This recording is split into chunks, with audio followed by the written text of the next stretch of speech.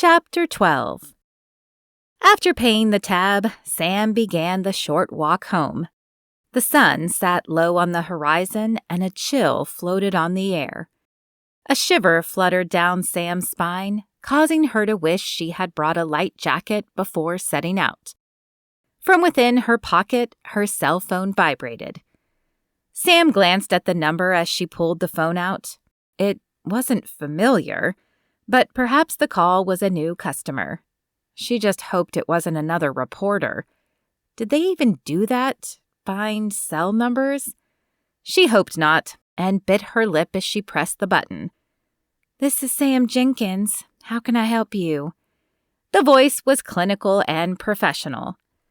"Is this the Sam who owns Sam's Repair in Soda Spurs?" A foreboding feeling blanketed Sam and her feet halted. "Yes, that's me." "This is Dr. King from St. Joseph's. We are hoping you can assist us. Brent McKasson was in an accident, and we are hoping to locate his next of kin, but yours was the only number found in his possessions." Icy fear flooded Sam's veins. "Is he—" She swallowed, choking the emotion down. "Is he okay?"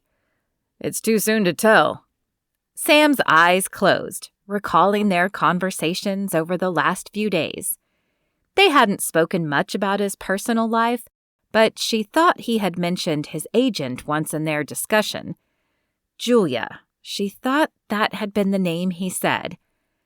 "I don't know if he has any family, but he has an agent, Julia something, but I'm not sure where she works. Can I come visit him?" "Of course, though he's in the ICU, your visiting times may be limited." "He's in intensive care?" The words escaped as a whisper from her strangled throat. "That's all I know for now. Thank you for the information."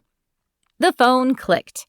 Without another thought, Sam jogged the rest of the way home, peeling off her clothes as she entered to change into a pair of sweats and a t-shirt. She wanted to be comfortable in case she faced a long wait. Sam opened a backpack and shoved in a blanket, a travel pillow, and her hairbrush, toothbrush, and deodorant. With no idea if Brent had family or if Julia would come, she prepared for a lengthy stay. No way she was letting Brent wake up with no one there, or worse, with reporters if they caught wind of his accident. After grabbing her wallet, she slung the bag over her shoulder and hurried out to the truck. When the engine roared to life, her foot pressed the pedal. Thankful that the way to St. Joseph's was a straight shot, she focused on prayers.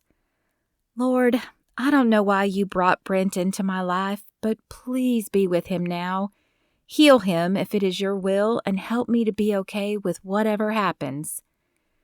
There were plenty of open spaces in the parking lot at the hospital, and Sam snagged one close to the main entrance.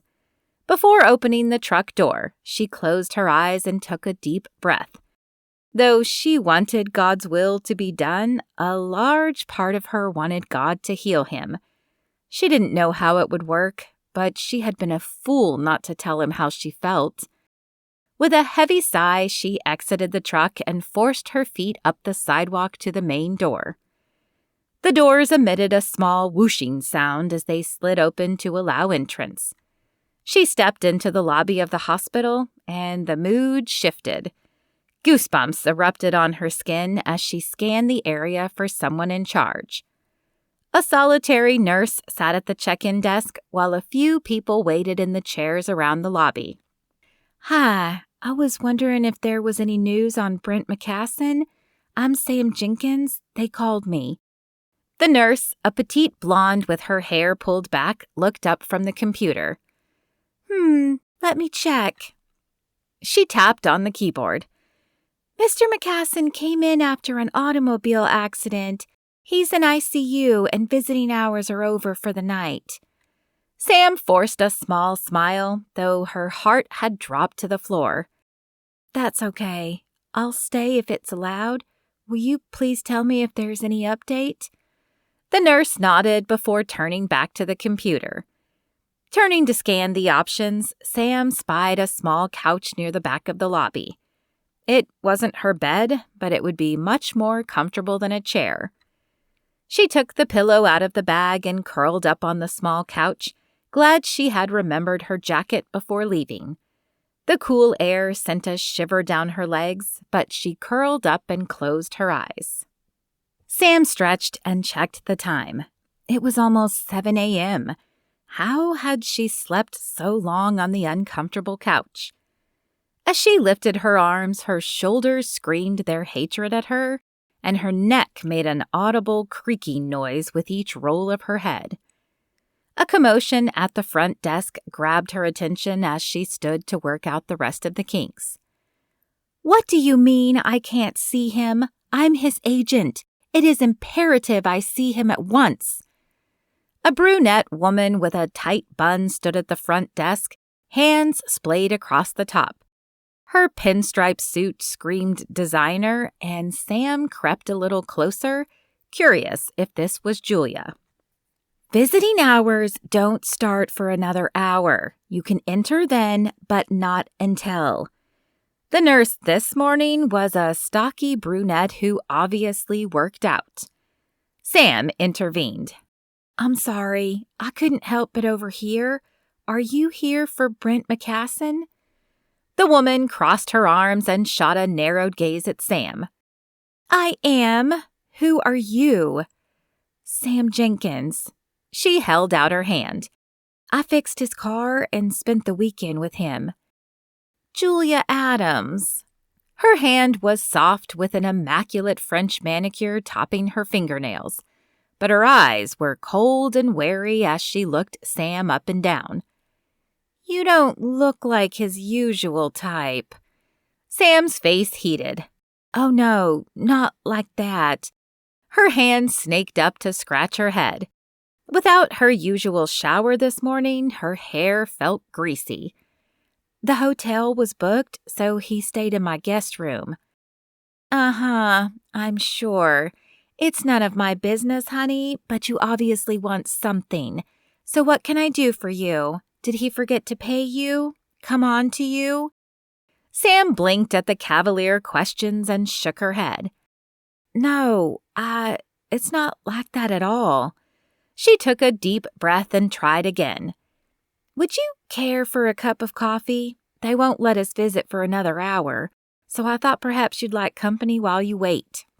Julia shot another glance at the nurse before turning back to Sam with a fake smile plastered on her face.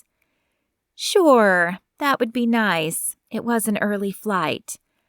"Great. Let me get my bag." Sam jogged back to the couch and grabbed her bag, shoving the pillow inside.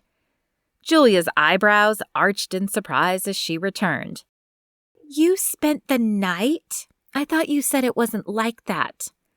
"When they called me last night, I didn't know if he had anyone else coming. I didn't want him to wake up and be all alone. Plus, I had a reporter at my shop yesterday. I live nearby in Soda Spurs, and I didn't want him hounding Brent. I actually have no idea if the reporter left, but better safe than sorry, right?" Sam shut her mouth to stop the rambling. Though there was more to the story, she didn't feel comfortable sharing her feelings with Julia yet. Julia nodded, but her raised eyebrows showed she clearly didn't believe Sam. Regardless, she followed her to the lobby elevator. Sam punched the button for floor 3, relieved when the doors opened and the sounds of the cafeteria greeted them. The breakfast rush was in full swing, but the women snagged coffees, muffins, and an open table. "So how long have you been Brent's agent?" Sam asked as she unwrapped her muffin. 7 years. When I first met him, he was raw and impulsive, but motivated. I think Rachel helped with that. When she died, Brent sort of lost his way. Now he keeps talking about wanting something different, but the Night Ranger movies sustain his wealth." As Julia sipped her coffee, the first signs of emotion flickered in her eyes. "You care for him, don't you?" Sam asked. "I do. He's grown on me over the years. When I first received the call he'd been in an accident, my heart stopped. And not because he's my best-paying client, although that certainly doesn't hurt. Have you heard anything? No more than you, I'm afraid. She picked off a piece of muffin. Does he have any other family? I hate the thought of no one being here for him. He does, but I'm afraid it's not the best relationship.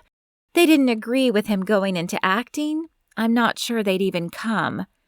Oh, that's awful. Even though a distance had grown between Sam and her father after her mother's death, she couldn't imagine he wouldn't show up if she were in an accident. It is. I guess I'm the closest thing he has to family. And Trisha, maybe, if the rumors are true. Rumors? The words squeaked out as an icy cold sensation pulled at Sam's heart. Yes, his ex-girlfriend, or maybe current girlfriend again. I can't keep up.